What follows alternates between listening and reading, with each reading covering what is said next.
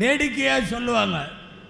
ஒரு எழுத்தாளர் தான் சொன்னார், நபிகள் நாயகம் பிறந்ததால் எல்லாருக்கும் மகிழ்ச்சி, எல்லாருக்கும் மகிழ்ச்சி, மனிதர்களுக்கு, ஜின்களுக்கு, கால்நடைகள், விலங்குகளுக்கு, ஏன் சொர்க்கத்துக்கு நரகத்துக்கெல்லாம் மகிழ்ச்சின்னு. யாரோ அவர்கிட்ட கேட்டிருக்காங்க, நரகத்துக்கு என்ன மகிழ்ச்சி? ரசூலுல்லா பிறந்ததுனால சொர்க்கத்துக்கு மகிழ்ச்சி, சரி நரகத்துக்கு என்ன மகிழ்ச்சி? சொன்னாங்க, நரகத்துக்கு என்ன மகிழ்ச்சின்னா, நல்ல வேளை நாயகம் வந்தாங்க, இல்லைன்னா எல்லா பயலும் இங்கே தான் இருப்பான். அதாவது இது ஓவர்லோட் ஆயிரும், அதுக்கு அதோட கவலை, ஹவுஸ் ஃபுல் ஆயிரும். நரகம் ஓவர்லோட் ஆகிவிடும்.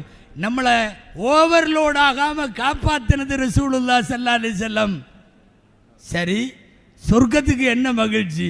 நல்ல வேளை நாயகம் பிறந்தார்கள், இல்லைன்னா இங்கே பயங்கரமாயிரும். இங்கே என்னன்னா காற்று வாங்கும், யாருமே இருக்க மாட்டாங்க, நம்மை தீண்டக்கூட ஆள் இருக்காது. நாயகம் பிறந்ததால் நரகத்தின் பெரும் பகுதி காலியாகிறது, சுவனத்தின் பெரும் பகுதி நிரப்பப்படுகிறது. இந்த கருத்தியலில் நீங்கள் ரஹ்மத்துல்லில் ஆலமீன் என்பதை நோக்கினால் சரியான வார்த்தை அல்லாஹ் தேர்வு செய்திருக்கிறான். அகிலத்தில் படைக்கப்பட்ட எல்லா படைப்புகளாலும் நேசிக்கப்பட்டவர்கள், குறிப்பாக